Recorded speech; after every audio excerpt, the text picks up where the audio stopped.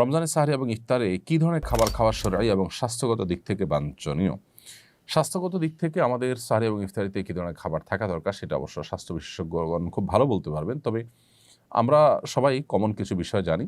তার মধ্যে থেকে একটা হলো যে ইফতারিতে খুব বেশি ভাজা পোড়া এটা আমাদের স্বাস্থ্যের জন্য মোটেও ভালো নয় এবং এটার কারণে অনেক অস্বস্তিতে আমরা ভুগতে হয়। এর কারণে আমাদের তারাবি, আমাদের রাতভর জেগে ইবাদত বন্দেগী, অন্যান্য এক আমল করে, এমনকি দিনের বেলা রোজা রাখাটা অনেক সময় কষ্টকর হয়ে যায়। এজন্য আমাদের স্বাস্থ্য ভালো থাকে সেরকম খাবার আমাদের খাওয়া উচিত। ভাজা পোড়া, অতি ঝাল, অতি মিষ্টি যেগুলো আমাদের স্বাস্থ্যের জন্য ভালো নয় সেগুলো আমাদের অ্যাভয়েড করা উচিত, অন্তত রমাদানে ইবাদতের প্রয়োজন হলেও। দ্বিতীয়ত হলো আমরা ইফতার এবং সাহরিতে খেজুর অবশ্যই রাখার চেষ্টা করব। এটাতে প্রচুর পরিমাণ খাদ্যশক্তি, এনার্জি যেমন রয়েছে, এমনিভাবে এমন সব খাবার রাখবো, দেশীয় ফল এবং অন্যান্য খাবার যেগুলো সুফল আমাদের শরীরে নানাভাবে ইনশাআল্লাহ আসবে।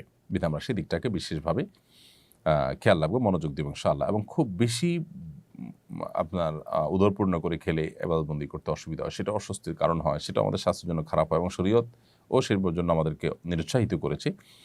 সেজন্য আমরা চেষ্টা করব যে সাহরি ইফতারিতে খুব বেশি উদরপূর্ণ করে না খেতে, এই চেষ্টা আমাদের মধ্যে থাকতে হবে। আহমদ সাজিম আপনি লিখেছেন, দিনের বেলা ঘুমানোর পরে স্বপ্নদোষ হলে কি রোজা ভেঙে যাবে? রোজাদার ব্যক্তি দিনের বেলা যদি তিনি ঘুমিয়ে পড়েন এবং দিনের বেলা যদি তার স্বপ্নদোষ হয়, তাহলে এর ফলে তার সিয়াম ভঙ্গ হবে না, তার রোজা ভঙ্গ হবে না, কারণ এটা তার হাতে নয়।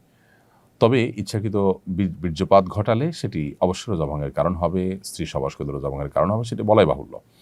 কিন্তু স্বপ্নদোষ হলে যদি বীর্যপাত হয়ও, তার ফলে তার রোজা ভাঙবে না, তবে গোসল ফরজ হবে, সেই হিসাবে তিনি গোসল করে নামাজ আদায় করবেন। খাদিজা আপনি লিখেছেন, বিগত রমজানের কাজা রোজা না রাখলে কি সামনে রমজান রোজা হবে না?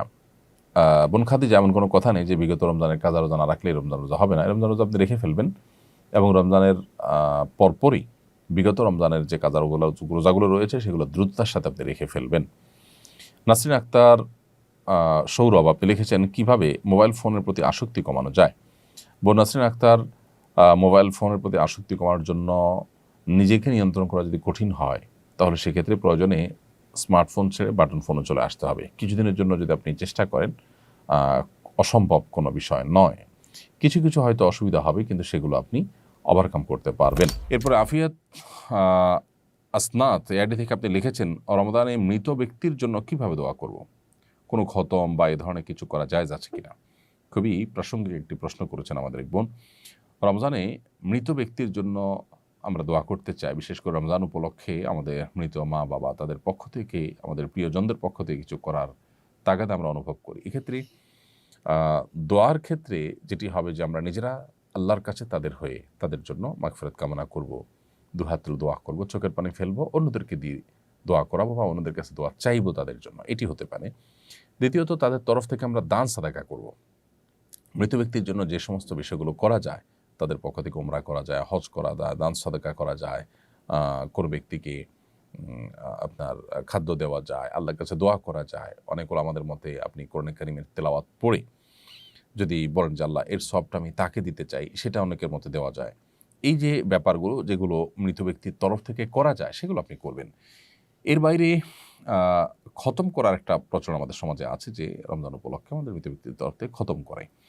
আসলে লোকজন ভাড়া এনে টাকা পয়সা দিয়ে খতম করালে সওয়াব তো হবেই না, বরং গুনাহ হবে।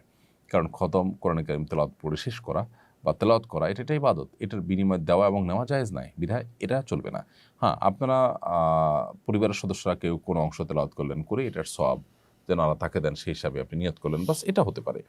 এবং আপনারা নিজেরা ভাগযোগ করে নিলেন, পুরো 30 পারা কোরআন নিজেরা ভাই বোন বা আত্মীয়স্বজনরা ভাগ করে নিলেন এবং সবাই যে যেটুকু পড়লেন এটার সব যেন আল্লাহ তাআলা তাকে পৌঁছে দেন, সেজন্য দোয়া করি। এটা হতে পারে অনেক ইমামদের মধ্যে, সেটির সুযোগ রয়েছে। এমনি ওসমান করে লিখেছেন, রোজা না রাখতে পারলে কি তারাবি পড়া যাবে? কোনো কারণে কেউ রোজা রাখতে পারলেন না, অসুস্থতার কারণে সফরে আছেন, তারাবি পড়তে পারবেন। রোজা না রাখতে পারলে তারাবি পড়া যাবে না, ব্যাপারটা এরকম না। আমরা অনেকে রোজার সাথে তারাবিকে এমনভাবে রিলেট করে ফেলেছি যে রোজা না রাখলে বোধহয় তারাবি আর পড়া যাবে না, অথবা কেউ তারাবি না পড়লে তার রোজা হবে না, এরকম কোনো বিষয় নয়। আসলে রোজা একটি ইবাদত আর তারাবি আরেকটা ইবাদত। নবী করিম সাল্লাল্লাহু আলাইহি ওয়াসাল্লাম বলেছেন, মান কামা রমাদান ঈমানান ওয়া ইহতিসাবা গুফিরা লাহু মা তাকাদ্দামা মিন যামবি। যে ব্যক্তি ঈমান এবং ইখলাসের সাথে সিয়াম পালন করবে, তার পূর্বের সমস্ত গুনাহ মাফ করে দেওয়া হবে। ঠিক একই হাদিসে নবী সাল্লাল্লাহু আলাইহি ওয়াসাল্লাম আরও বলেছেন, যে ব্যক্তি ঈমান এবং ইহতিসাব বা ইখলাসের সাথে তারাবি সালাত আদায় করবে, আল্লাহ তাআলা তার পূর্বের সমস্ত গুনাহ মাফ করবেন। ছোটোখাটো গুনার কথা মিন করা হয়েছে। তো এই জন্য আপনি কোনো কারণে রোজা রাখতে যদি নাও পারেন, তারাবির সময় হলে আপনি তারাবির পড়ার সুযোগ সামর্থ্য থাকলে অবশ্যই আপনি তারাবি পড়বেন। আরিফুল ইসলাম মাহিদ আরিফ আপনি লিখেছেন, রোজা রেখে কি অসুস্থ রোগীদের রক্ত দিতে পারবো? আমি এবং আমার টিম বিনামূল্যে ব্লাড ডোনেট করি। উত্তরটা জানতে চাচ্ছি। প্রিয় আরিফুল ইসলাম, আপনি আপনার টিম মানুষকে বিনামূল্যে যে রক্ত দিয়ে থাকেন সেটা অবশ্যই একটি ভালো কাজ, এবং রোজা রেখে যদি রক্ত দিলে আপনি অসুস্থ হয়ে রোজা রাখা কঠিন হয়ে যেতে পারে এরকম কোনো আশঙ্কা না থাকে, তাহলে সেক্ষেত্রে আপনি রোজা রেখে রক্ত দিতে পারেন, কোনো অসুবিধা নেই। রমজানে রোজা রেখে শরীর থেকে রক্ত বের করলে যে রোজা ভেঙে যায় তা কিন্তু নয়।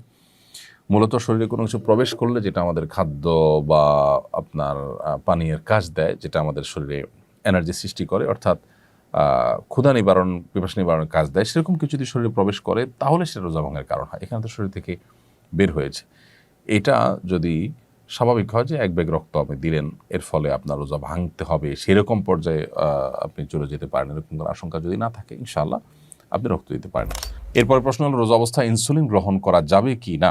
রোজা অবস্থায় ইনসুলিন গ্রহণ করা যাবে, কারণ যে ইনসুলিনটা আমরা গ্রহণ করি সেটা আমাদের আসলে পাকস্থলিতে বা পেটের ভেতরে যায় না, খাদ্যের কাজ দেয় না, এটা জাস্ট চামড়ার নিচে এটি থাকে, যার কারণে এই ইনসুলিন আপনি রোজা অবস্থায় গ্রহণ করতে পারবেন। আমিনা আক্তার আপনি লিখেছেন, রোজা অবস্থায় চোখ, নাক ও কানে ড্রপ ব্যবহার করা যাবে কিনা? বোন আমিনা, রোজা অবস্থায় আপনি চোখে ড্রপ ব্যবহার করতে পারেন, কানে ড্রপ ব্যবহার করতে পারেন, তবে নাকে ড্রপ ব্যবহার করতে পারেন না, কারণ নাকের যে ড্রপ সেটা আপনার নাকের ছিদ্র হয়ে কণ্ঠনালী হয়ে আপনার পেট পর্যন্ত যেতে পারে, সেজন্য এটা আপনি করতে পারবেন না। আর চোখ এবং কানের ড্রপ এটা আপনি ব্যবহার করতে পারবেন, কারণ বিশুদ্ধ মত অনুযায়ী, গবেষণা অনুযায়ী চোখ এবং কানে যে ড্রপ ব্যবহার করা হয়ে থাকে সেটা আমাদের পেটে যাওয়ার সম্ভাবনা একেবারেই ক্ষীণ। এর মধ্যে একটা তো আছে যে পেটের সাথে যাওয়ার কোনো কানেকশনই নেই, যার কারণে এগুলো আপনি ব্যবহার করতে পারবেন। এমডি মারুফ বিল্লাহ আপনি লিখেছেন, সাহরি খেতে না পারলে কি রোজা হবে? সাহরি খেতে না পারলেও রোজা হবে। কোনো কারণে কেউ সাহরি খেতে পারলো না তার মানে তিনি রোজা রাখবেন না, ব্যাপারটা কিন্তু তা নয়। অনেকে আছেন যে সাহরি খেতে না পারলে তিনি ভেঙে পড়েন যে কীভাবে রোজা রাখবেন। আসলে এতটা দুর্বল হওয়া, এতটা হীনমন্য হওয়া মুসলমানের সাজে না। এই জন্য সাহরি খেতে না পারলেও আমি রোজা রাখলে আমার সেই রোজা যে একেবারে আমার জীবনহানি করে ফেলবে, আমি মরে যাব, এরকম তো না। এই জন্য হিম্মত করা দরকার। তাছাড়া সাহরি খাওয়াটা এটা রমজানে রোজার একটা সুন্নত আমল, এর ফলে রোজার মূল স্ট্রাকচার ফরজ বা ওয়াজিব তো আর ছুটছে না, যার কারণে আপনার রোজা হয়ে যাবে। আস-সুন্নাহ ফাউন্ডেশন, উম্মার স্বার্থে সুন্নাহর সাথে।